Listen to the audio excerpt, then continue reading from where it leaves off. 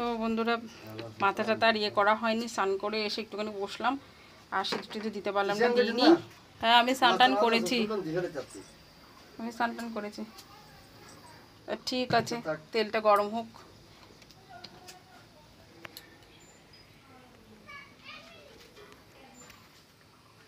তো এখন কড়াই গরম হয়ে গেছে, এই যে দেখুন কড়াই গরম হয়ে গেছে।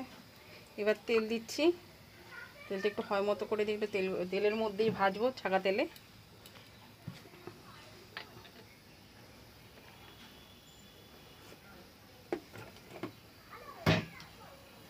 মোবাইলটা ঠিক রাখার কোনো ইয়ে পাচ্ছি না।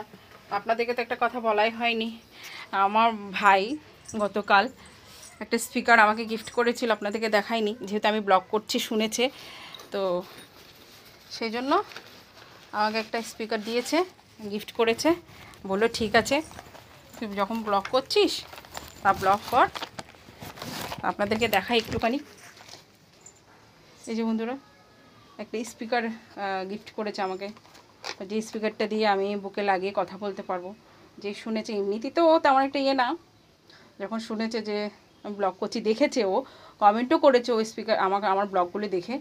তো সে কারণে বললো ঠিক আছে একটা স্পিকার দিচ্ছি নে, একটা এনে দিল ও কালকে স্পিকার, গতকাল রাতেই স্পিকারটা এনে দিয়েছে।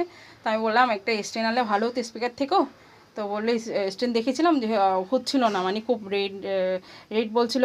তো ও বলছিল এখন তো আমি দিতে পারছি না, এখন এটা রাখ।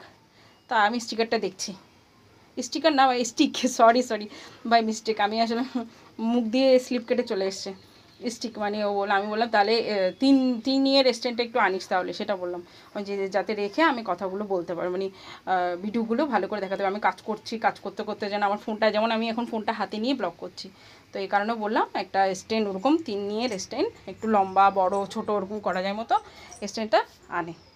তো এই হচ্ছে স্পিকারটা আপনাদেরকে দেখালাম, কালকে গতকাল রাতে এনে দিয়েছে। তো আপনাদেরকে স্পিকারটা দেখাতে দেখাতে আমার এদিকে তেল গরম হয়ে গেছে, দেখুন খুব গরম হয়েছে। একটু লবণ দিই, লবণ দিলে হয়তো না, লবণ দিলে তেলটা গায়ে আসবে না, সেজন্য একটু লবণ দিলাম। বেশ গরম হয়েছে এখন, ছোটোটা ইয়েটা গ্যাসটা একটুখানি ছোটো করে দেবো, গ্যাসটা ছোটো করে দিলাম। এবার এক পিস করে মাছগুলো ছাড়বো।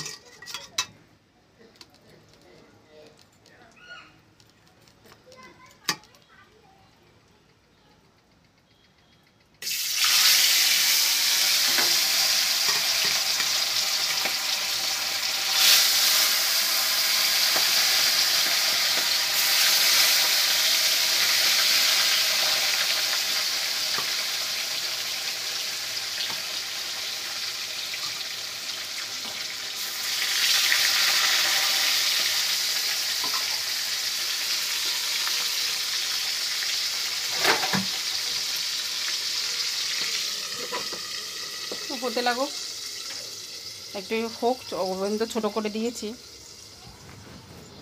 এত গরম লাগছে না, কিছু দিতে পারলাম না মুখটার মধ্যে, এত গরম লাগছে।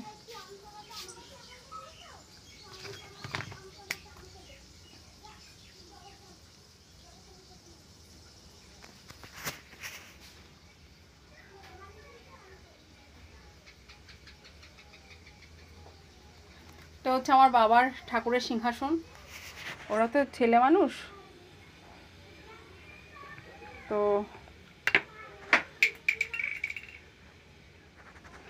ওরা ছেলে মানুষ, ওরা কীভাবে কী করে, ওরা থাকেও না ঘরে তেমন একটা, আমি আছি বলে তাই এখন বাবা মানে আছে, তো সেই কারণে এই হচ্ছে বাবার ঠাকুরের সিংহাসন। জাস্ট গীতাটাই আছে,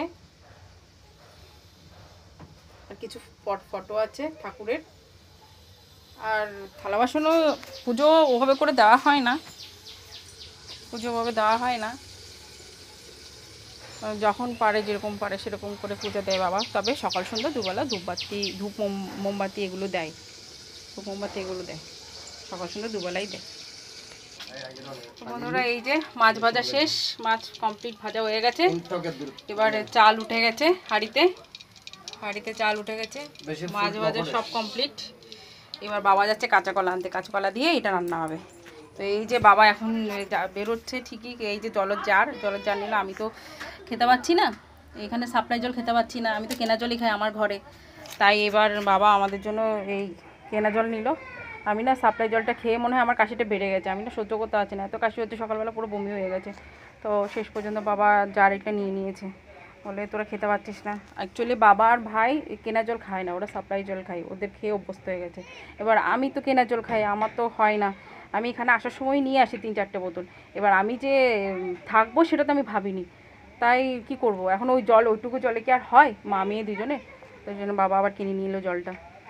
তো বন্ধুরা ঠিক আছে, বাবা গেছে কাঁচকলা আনতে, রান্না হবে মাছ দিয়ে, কাঁচকলা দিয়ে রান্না হবে। চাল তো উঠিয়ে দিয়েছি, আর কিছু রান্না হবে না। কালকের একটুখানি রুই মাছের তরকারি আছে, ওই সেই তার রান্না হয়েছে কালকের তরকারি। তো ঠিক আছে, লাঞ্চেই দেখা হচ্ছে। লাঞ্চে কি দেখাবো, লাঞ্চে যখন খেতে বসবো তখন আবার দেখাবো ওখানে। তো চলো দেখতে থাকো।